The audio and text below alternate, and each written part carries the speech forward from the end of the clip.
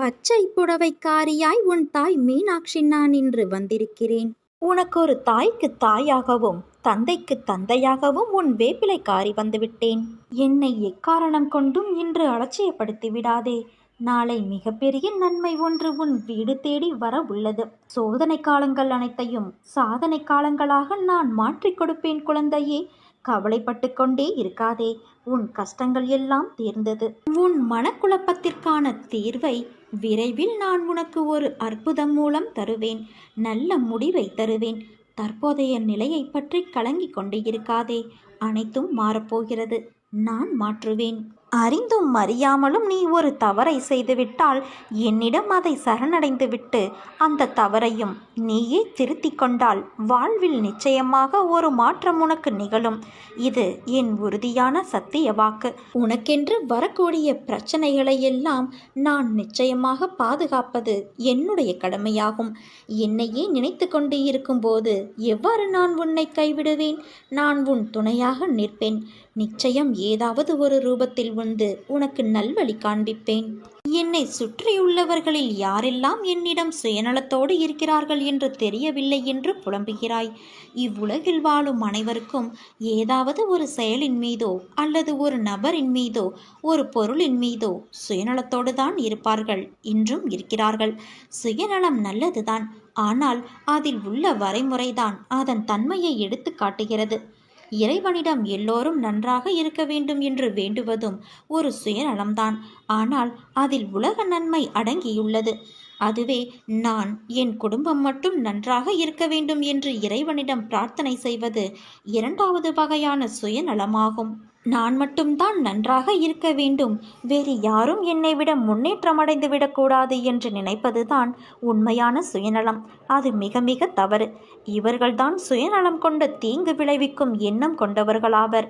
எந்த சூழ்நிலையிலும் ஒருவருடைய சுயநலம் மற்றவர்களின் உணர்வுகளையும் மற்றவர்களுக்கு துன்பம் விளைவிக்கும் விதமாகவும் இருக்கக்கூடாது. உன் கண்முன்னே ஒருவருக்கு உதவி தேவைப்படுகிறது என்றால் அதை நீ அந்த நிமிடமே உன்னால் முடிந்ததை உதவ வேண்டும். அதை விட்டுவிட்டு உனக்கு நேரம் இல்லாமல் இருப்பது போல வெளியேறுவதும் உண்மையான சுயநலம்தான். அதே சமயம் நீ செய்த உதவியை எல்லோரிடமும் நான் தான் அவருக்கு இக்கட்டான சூழ்நிலையில் உதவி புரிந்தேன் என்று தம்பட்டம் அடித்துக் கொள்வது கூட சுயநலமே. இவற்றையெல்லாம் மனதில் கொண்டு சூழ்நிலைக்கு ஏற்ப செயல்பட்டு யார் யாரெல்லாம் சுயநலத்தோடு இருக்கிறார்கள் என்பதையும் அவர்களிடம் எவ்வாறு செயல்பட வேண்டும் என்பதையும் தெரிந்து கொள். கவலை கொள்ளாமல் நிதானத்தோடும் நம்பிக்கையோடும் கடமைகளை செய். உன் காரியம் கைகூடும். உனக்கு எல்லா சூழ்நிலைகளிலுமே நான் துணை நிற்பேன். என் வார்த்தைகள் மீது நம்பிக்கை வைத்து செயல்படு. நல்லதே நடக்கும். நீ நிம்மதியான மகிழ்ச்சியான வாழ்க்கையை பெறுவாய் என் குழந்தையே.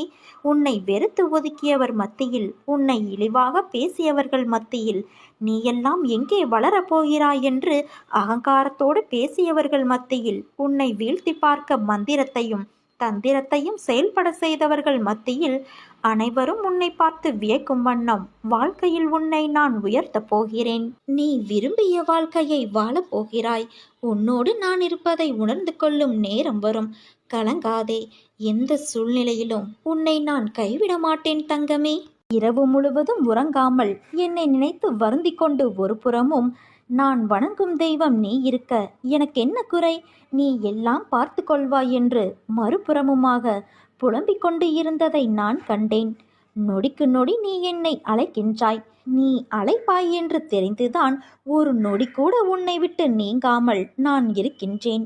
நீ எனக்காக படிக்கும் திருப்புகளை கேட்டு நான் மகிழ்கின்றேன். சரி, உன் மனதில் உள்ள பிரச்சனைக்கு வருவோம். இரவு முழுவதும் உன்னை தூங்க விடாமல் செய்த அந்த பிரச்சனையை நான் முடிவுக்கு கொண்டு வருவேன்.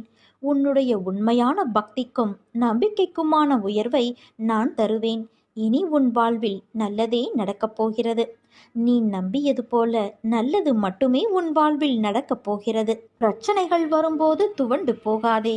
தைரியமாக சந்தித்து உன்னுடைய வேலையை நீ நம்பிக்கையோடு செய். பிரச்சனைகளை பார்த்து நீ பயந்து ஓடினால் அது உன்னை இன்னும் வேகமாக துரத்தும். அவரவருடைய பலவீனத்தை தெரிந்து கொண்டு ஏமாற்றுபவர்கள் இவ்வுலகில் இருக்கத்தான் செய்கிறார்கள். அதற்கெல்லாம் அஞ்சாதே குழந்தையே. அதே போல தேவையில்லாமல் உன்னை சுற்றியுள்ளவர் எல்லோர் மீதும் சந்தேகப்படாதே. நம்பிக்கையோடும் நேர்மையாகவும் உண்மையாகவும் வாழ்பவர்களுக்கு தீங்கு விளைவிக்கும் எண்ணத்தோடு இருப்பவர்கள் தானாகவே அவர்கள் வாழ்விலிருந்து விலகும்படி அவர்களின் தீய செயல்களை அதை செய்துவிடும். அதனால் நீ அமைதியாக இரு என் குழந்தையே. ஒன்றை மட்டும் புரிந்து கொள். சூழ்நிலைக்கு ஏற்ப அனுசரித்து போக வேண்டும். எப்போது எதிர்கொள்ள வேண்டும் என்பதை தெரிந்து வைத்துக்கொள். உன்னை ஒருவர் மனரீதியாகவும் உடல் ரீதியாகவும் துன்புறுத்தினால் அதன் ஆரம்ப நிலையிலேயே நீ அதை தடுக்க வேண்டும். இல்லாவிட்டால் பேரிழப்பிற்கு அதுவே வழிவகுக்கும். கவலை கொள்ளாதே. இந்த நிலை கூடிய விரைவில் மாறும். உன் காலம் வரும் வரை நீ பொறுத்திரு. நீ வாழ்க்கையில் ஜெயிக்கப் போகிறாய். உனக்கு திரும்ப திரும்ப வலியுறுத்துகிற ஒரே விஷயம், கஷ்டம் என்பது உனக்கு மட்டும் நிலையானது அல்ல. உலகில் பிறந்த எல்லோரும் பல சூழல்களில் அனுபவிக்கப்பட வேண்டிய ஒன்று அது. அதை வாழ்வில் சமாளிக்க தெரிந்தவர்கள் விதியை இறைவன் அருளால் மாற்றி வாழ்க்கையில் உயர்வார்கள். இதனால்தான் நான் உன்னை கவலை கொள்ளாதே என்று சொல்கிறேன். இந்த நிலை நிச்சயமாக மாறும் என்றும் கூறுகிறேன். ஆனால் நீயோ அதை புரிந்து கொள்ளாமல் நம்பிக்கையின்றி எந்நேரமும் கவலைப்பட்டு கொண்டே இருக்கிறாய். பயந்து தளர்ந்து தன்னம்பிக்கை இழந்தவர்கள் தோற்று போவார்கள் குழந்தையே. வாழ்க்கையில் ஜெயிப்போம் என்ற நம்பிக்கையோடு செயல்படு. இன்று இல்லை என்றாலும் நாளை நீ நிச்சயம் வெற்றி பெறுவாய். உள்ளத்தாலும் உடலாலும் நீ ஓய்வின்றி உழைக்கிறாய். அதற்கான பலன் நிச்சயம் ஒரு நாள் உன்னை வந்து சேரும். நீ வாழ்க்கையில் உயரப்போகிறாய் குழந்தையே. உறக்கச் சொல். இந்த உலகமே உனக்குத்தான். நான் அனைத்தையும் அறிவேன். அனைத்து வளங்களும் உன்னை வந்து சேரும் காலம் வந்து விட்டது. எனக்கு மட்டும் ஏன் இவ்வளவு பெரிய கஷ்டம், ஏன் என் வாழ்க்கையில் இவ்வளவு துயரங்கள் என்று கவலை வேண்டாம். நீ இப்படி சொல்வதையும் எண்ணுவதையும் முதலில் விடு.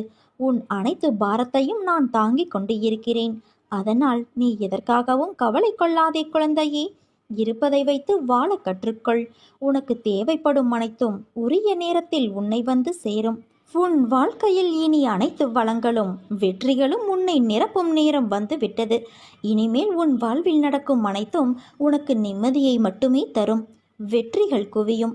நீ போகும் பாதையெல்லாம் சொர்க்கமாய் அமையும். என்னை நம்பி இருப்பவர்களோடு நானும் எப்போதும் இருப்பேன். இதை ஒவ்வொரு நிகழ்விலும் நீ உணர்வாய்தானே. உன்னை நல்வழிப்படுத்த வேண்டும் என்ற பொறுப்பு எனக்கு உள்ளது. ஏனென்றால் என் பரிபூரண அருளும் ஆசிர்வாதமும் அன்பும் பெற்ற என் செல்ல குழந்தை நீ. என் தங்கமே, மனதில் உள்ள சங்கடங்களை மறைத்து கொண்டு எத்தனை நாட்களுக்குத்தான் வாழ்வது? உன் மனதிலிருந்து நீ நிம்மதியை எப்போதோ இழந்துவிட்டாய். அமைதி வெறும் வார்த்தைகளில் இருக்கிறதே தவிர மனதில் இல்லையே. வெளியே சொன்னால் கௌரவம் போய்விடும் என நினைத்து நீ மனதில் பூட்டிய விஷயங்கள் இன்று உன் உடலையும் சேர்த்து பாதிக்கும் நிலைக்கு உன்னை தள்ளி இருக்கிறது. எதையோ இழந்துவிட்டது போன்ற பரிதவிப்பிலேயே ஒவ்வொரு நாளையும் ஒரு யுகமாக நீ நகர்த்தி வருகிறாய். மெல்ல மெல்ல நீ தளர்ந்து விட்டாய். என்னை புரிந்து கொண்டு என்னை தேற்றுவார் யாரும் இல்லை என மனதில் தவிக்கின்றாய். குழந்தையே, உன்னை தேற்றுவதற்காகவும் உனக்கு உதவிகள் செய்வதற்காகவும் இதோ நான் உன்னோடு இருக்கிறேன். எதிலும் அவசரமோ பதட்டமோ கொள்ளாதே. அது பாழ்பட்டுவிடும். நிதானமான அணுகுமுறையே நடக்க வேண்டியதை கிடைக்க வேண்டியதை உனக்கு கிடைக்கச் செய்யும். காலம் மாறும், காட்சிகள் மாறும், வாழ்வும் மாறும். ஏனென்றால் உன்னோடு நான் இருக்கிறேன். என்னை நம்பி சரணடைந்தவர்கள் யாராக இருந்தாலும் அவர்களை நான் காப்பாற்றுவேன்.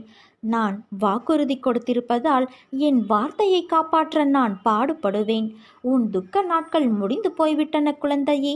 இனி நிம்மதி உன்னை நிரந்தரமாக ஆட்கொள்ளப் போகிறது.